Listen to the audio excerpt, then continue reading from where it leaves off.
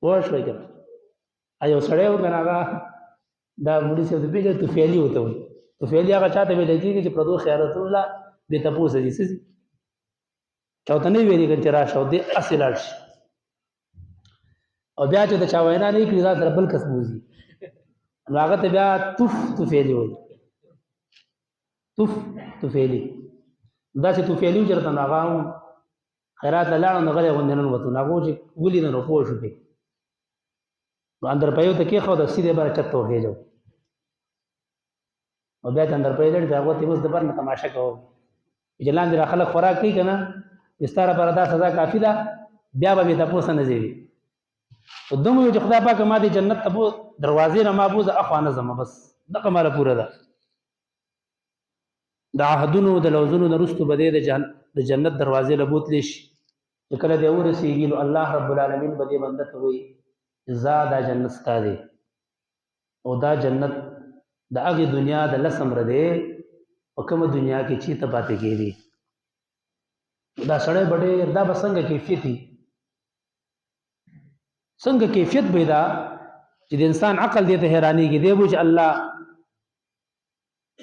ستا د شان سره خو ټوکې او مسخرې دا نه ښکارېږي ښې ته خو د ټوکو د مسخرو نه وراء الوراء ته څنګه به ما پورې پیشاړې کوې چې لکه ما ته وایي چې دا د دنیا لس امره جنت دی دا ستا دی الله تعالی به ته وفرمایي چې ته وایې چې ما پورې ټوکې او مسخرې پیشاړې دا زما شان سره مناسبې نه دي او زه نه چا پورې ټوکې مسخرې او پیشاړې کوم دا واقعي ستا دی دا سړی به جنت ته ننوځي څه به شي جنت ته به لاړ شي اوس هغه اصلي خبره دا ده وایي دا سړی به په یوه نیکۍ باندې څه شي د ده سره به صرف یوه نیکي څه به ورسره دا به د ټولو نه اخرنی جنتي چې جنت ته به لاړ شي اخرنی جهنمي به جهنم نه روځي د ده سره به شپېته کاله اتیا کاله سل کاله ژوند به ده تېر کړی د ده سره به صرف او صرف یوه نیکي به ورسره وه د دې نه د نیکۍ قیمت د هغې اندازه لګي چې په یوه نیکۍ باندې د دې دنیا لس چند جنت میلاویږي او دې غواره شي دا پوره دنیا سره د دې اسمانونو دا د یوې نیکۍ قیمت دی نه اول خو په دې دنیا کې څو د نیکۍ قیمت ورکولی نه شي هغه شانې جنت بله پیدا کوي په کوم ځای کې بیا که ته پیدا کړې په دې دنیا کې به د دنیا لس چنده جنت راولي څنګه د دې نه پته لګي په دې یوه نیکۍ چې الله رب العالمین څومره څه ورکوي که نه نو زما او ستا په دې میمورۍ کې هغه نه راځي دا موږ تاسو خپله عقیده جوړه کړو د قرآن کریم په یو حرف باندې په یو حرف الله رب العالمین څه ورکوي لس نیکۍ ورکوي او بیا ګورئ دا حدیث به تاسو اورېدلی من قرأ القرآن وعمل به وعمل بما فيه البس والداه تاج يوم القيامه چا چې قرآن ولوستو د هغې حلال حلال وګڼل او حرام حرام وګڼل نو د هغه مور و پلار ته به په جنت کې د قیامت په ورځ باندې داسې تاج ور په سر کړی شي ضوءه احسن من ضوء الشمس د هغې رڼا به د نور د رڼا نه هم ښایسته وي په دې ځای کې علما فرمایي په دې دنیا کې تاسو کې خیال کړئ یو حدیث دی نبی علیہ الصلوۃ والسلام فرمایي کل مولود یولد على فطرة الاسلام فابواه يهودانه او ينصرانه او يمجسانه هر ماشوم چې پیدا کیږي په فطرت د اسلام پیدا کیږي مور او پلار کبه يهودي ته جوړي کدي عیسائی جوړي کدي سیک جوړي هر شی ته جوړي د مور پلار په اختیار کې دی بیا ودلته یو پلار لګیدل دی مور لګیدل دا او ماشوم هغه د الله کتاب ته کې نولې دی هغه په یخنۍ کې لګلې دی په ګرمۍ کې لګلې دی د کور کار روزګار ما ته وړه چې سو هغه به خو د خپل باندې کړی پیسې به لګولې دي هر څه ورلکړي دي دې ماشوم ختم کو داغه استادان او داغه چې کوم متعلقین دي چاو د دې ورو غاړې ته هارونه واچول او چاو د سیری واچولې استادان ول چې د عزت پټکې وته په سر باندې وو دې مور بلار اجزانان ته کوته باندې اصلي غزان کړول مور بلار دی کله مور بلار غوښته دې ماشوم سبق نه ویلې وکړو چې دا پټکې مور بلار لواله شي علما فرمایي چې په دې دنیا کې دا د قیمتي پټکې نشته داسې اعزاز والا سیز نشته چې هغه د مور او پلار لور کړی شي. د دې وجه نه الله رب العالمین به په خپل باندې د مور او پلار تاج پوشي په جنت کې کوي. او دغه تاج به حدیث کې ماري دغه تاج چې کوم ته بسره دی دا به د سرو زروي او په دې کې به د یاقوت او د زبرجد او د هغې کاڼي به پکې لګېدلې قیمتي کاڼي او رڼا به د هغې و داسې رڼایي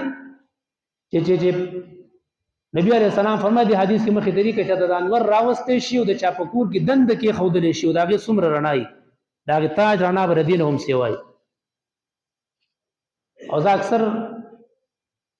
دا خبره ذکر کوم زموږ استاد محترم قاری مسلم خان صاحب هغوی په دې ځای کې یو ډېره خوندوره خبره کړې وه، ډېره زیاته خوندوره خبره چې په هغې باندې د سړي تسلي وشي، د سړي د اړه پې خوشحاله شي. هغوی وایي چې یاره د قیامت په ورځ باندې دوه قسمه خلک دي. یو به داسې چې د هغوی به اهانت کېږي، سپکاوی به د هغوی کېږي. قرآن کریم کې الله تعالی بار بار فرمایي کافرانو په باره کې وَيُؤْخَذُ بِالنَّوَاصِي وَالْأَقْدَامِ، کافران به د پښو نه او د څنډکو نه ونیوی شي، جهنم ته به ورګېل کړی شي. دا یو اهانت کېږي د قیامت په ورځ باندې د انسانانو به.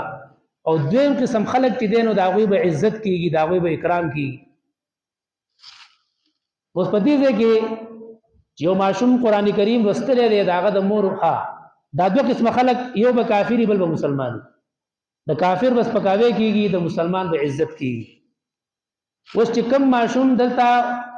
قرآن کریم په دنیا کې لوستی دی، په ناظره باندې ویلی دی، په حفظ باندې ویلی دی، په معانیو ځان پوه کړی دی،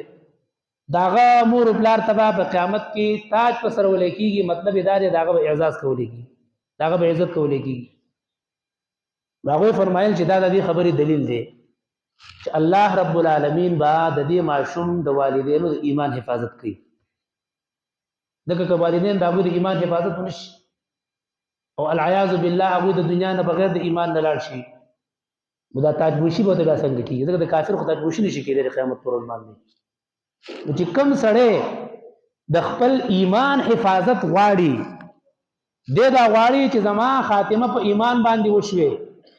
زه د بدې خاتمې نه الله رب العالمین محفوظ پاتې کړی، نو دی دې په خپل بچي باندې قرآن کریم ولولي، دی دې خپل بچی قرآن کریم ته کښېنوي، دی دې د خپل بچي تعلق د قرآن کریم سره جوړ کړي. که ده د خپل بچي تعلق د قرآن کریم سره جوړ کو، الله پاک ورته د ایمان حفاظت کوي. نو کوم خلک چې قرآن کریم په خپل بچي باندې لولي، نو دا د دې خبرې یو ذمہواري ده چې د ایمان به الله رب العالمین محفوظ ساتي. او دې وجه دا ډېره خطرناکه خبره ده. وایي کوم سړی چې د سوء خاتمې نه یېرېږي، د بدې خاتمې نه، چې چا سره دا فکر نه چې خدا پاک کدن کدن سخت را روانه ده، زما سره به څه کېږي، را صبر رانه څنګه راوځي، زما خو چې بلاس کې غنه لاړه شي، زه د هغې درد نه شم ټینګېدی، چې دا ساه رانه را روان شي، ببره باندې راځي، هغې به زما سره څه کېږي. دا غم د چا سره نه وي. وایي د دې سړي ایمان په خطر کې دی. او کوم سړی چې د سوء خاتمې نه یېرېږي، فکر یې ورسره، غم یې ورسره، الله پاک ته فریاد کوي چې خدای پاک زما خو هېڅ وس ته رسېږي، وی الله رب العالمین به د دې سړي د ایمان حفاظت کوي. نو د هغې بعضې علما مختلفې طریقې ښودلې دي. دوه رکعته لمونځ وکړه، دوه رکعته لمونځ وکړه، او د لمانځه نه وروستو اشهد ان لا اله الا الله واشهد ان محمدا عبده ورسوله، بیا لاس پورته کړه، الله پاک دا کلمه ما ستا سره امانت کېښوده او دا ما ته د مرګ په ټیم کې واپس راکړي. دا د ایمان د حفاظت لپاره یو نسخه علماء دا ښودلې ده. ځکه دا ډېر خطرناک مراحل دي.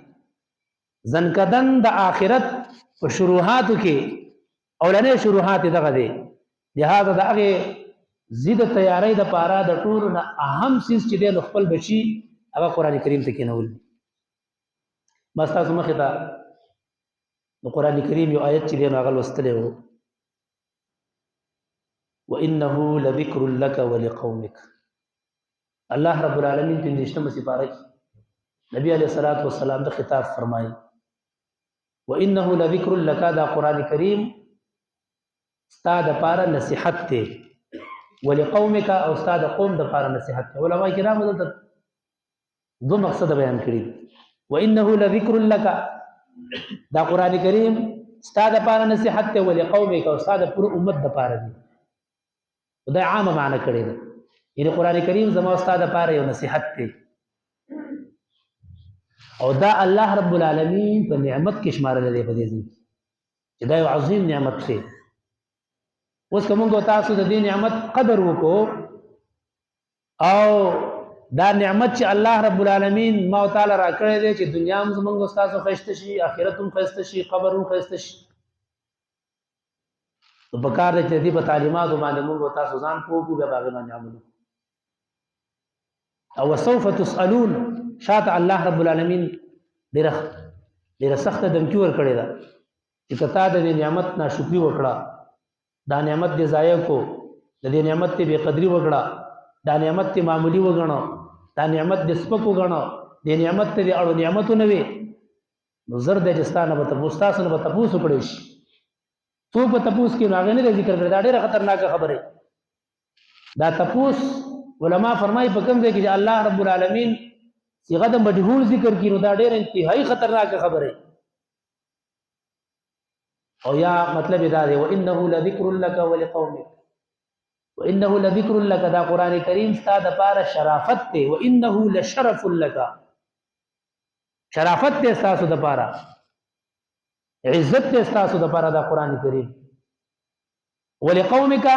او استاد قوم عزت دی. علماء فرمایي یو مقصد دا دی چې دا قران کریم په عربی ژبه باندې دی، نو په دې کې د عربو عزت دی چې دا غوي په ژبه باندې قران دون عظیم الشان کتاب الله رب العالمین دا لګلې. ایا دا قوم نه مراد پوره امت ته چې دا قران کریم د پوره امت لپاره عزت دی چې تا قران کریم ځان درانه نږدې کو معزز بش. ان الله يرفع بهذا الكتاب اقواما ويضع به آخرين. ډیر قومونه الله رب العالمین د قران کریم په وجه باندې معزز کوي او ډیر چې دنو ذلیل کوي. دا عزتمن کتاب دی، چا وسره ځان نږدې کو معزز بش، او چا چې د قران کریم دا ځان نه لري کو نو دی به ذلیل شي، ذلت طرف ته ولاړ شي، پسته طرف ته ولاړ شي. او د قران کریم باره کې بس تاسو تپوس کولای کیږي، مطلب دا د ستانه به تپوس کولای کی دا به څومره عمل کړو، څومره دې زده کړو، خپل بچی ترې څونه ښودلې، دا تپوس دا به کولای کیږي. او کوم حدیث چې ما تاسو مخې دا لوستلی و، اشراف امتی حملة القرآن، چې قرآن معزز دی نو په دې معاشره کې غوره خلک څوک دي؟ هغه حملة القرآن. حملة القرآن مطلب دا دی، حاملین قرآن مطلب دا دی د قرآن کریم زده کوونکي، د قرآن کریم ښودونکي، د قرآن کریم خدمت کوونکي، د قرآن کریم د تعلیم او تعلم لپاره تنظیم کوونکي،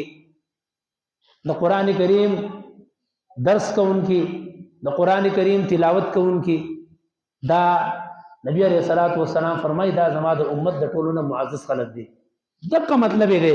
چې کوم یو سره د قرآن کریم سره په څه طریقه باندې هم تعلق جوړي، کن عالما او متعلما او خادما او محبا. پیغمبر علیہ السلام فرمایي یا عالم جوړ شه،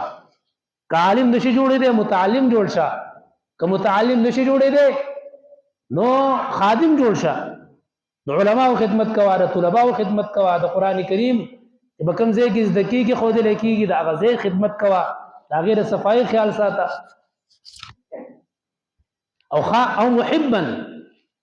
که دا هم نشي کولی خدمت هم نشي کولی، د علماو سره د طلباو سره د نیکانو خلکو سره مینه او محبت ساته. ولا تكن خامسا فتهلكا، پنځم به جوړېږه که نه هلاک بشي. علما فرمایي چې په دې ځای کې کن عالما او متعلما او خادما، دا او چې پکې راغلی دی علما ناست دي، دا څه لازمي نه ده چې بس یو جوړ شه بل مه جوړېږه، دا ټول جمع کېدی هم شي چې عالم همې، متعلم همې، خادم همې او محب همې، چې دا څلور واړه صفات ده کې به جمع باندې راغله نو دا هم ټیک ده، داسې هم کولی شي، دا نه چې یو کوه او بل مه کوه. بهرحال دا قرآن کریم الله رب العالمین زمونږ او ستاسو د دنیا او د آخرت د دواړو د کامیابۍ لپاره دا رالېږلی دی. څومره پورې موږ او تاسو دې ته نږدې شو موږ او تاسو به معزز شو، او څومره پورې د قرآن کریم د موږ او تاسو لرې کېږو نو هغومره به زموږ او ستاسو وزن کمیږي، زموږ او ستاسو حیثیت به ختمیږي، او موږ او تاسو به د معاشرې نه چې دی زموږ او ستاسو اعزاز دا به مکمل طور باندې ختمیږي.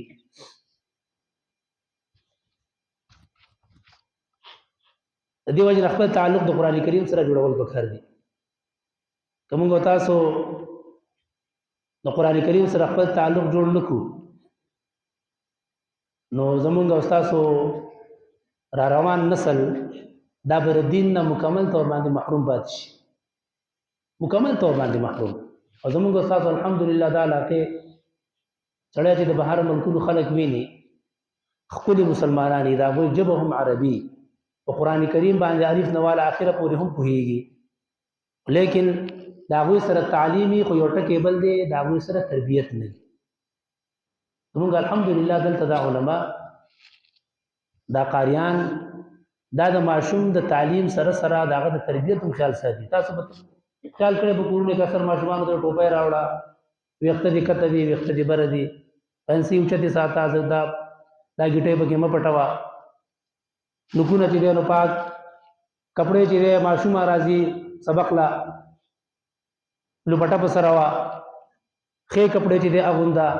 چې ستا پکې بدن پټي، دا دې ته تربیت ویلی کېږي. تعلیم خدا دی چې الف با تا ث جیم او دا تعلیم دی، اصل شی تربیت دی، اصلي شی تربیت. د دې وجې نه پخوا چې کوم زمونږ ستاسو اسلامي نظامونه په دې دنیا کې اسلامي حکمرانان چې به وو هغوی چې به نو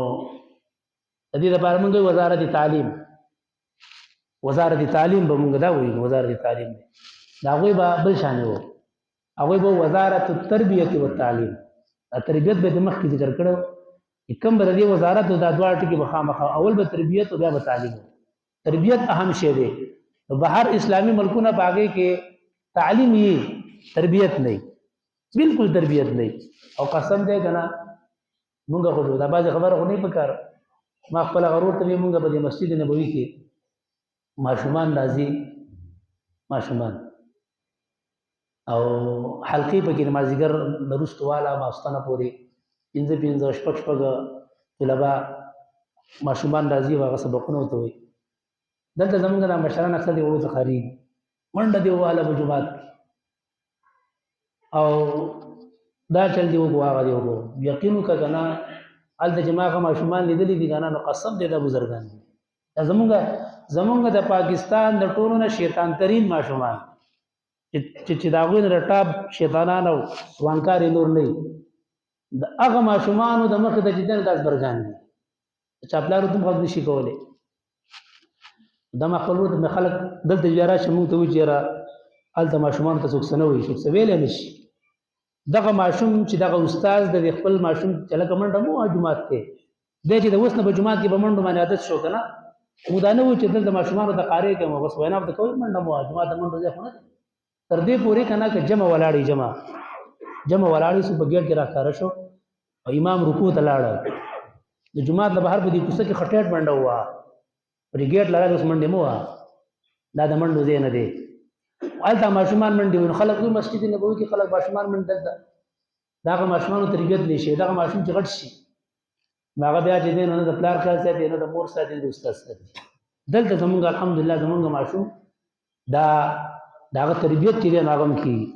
او الحمدلله زمونږ ستاسو دا ملک په دې کې دی علماو دا ستاسو د فکر په وجه باندې او ستاسو د مینې او د محبت په وجه باندې زمونږ د عمل چې دی که نه په عالمي دنیا کې په اسلامي تعلیماتو کې په 1 نمبر باندې دی.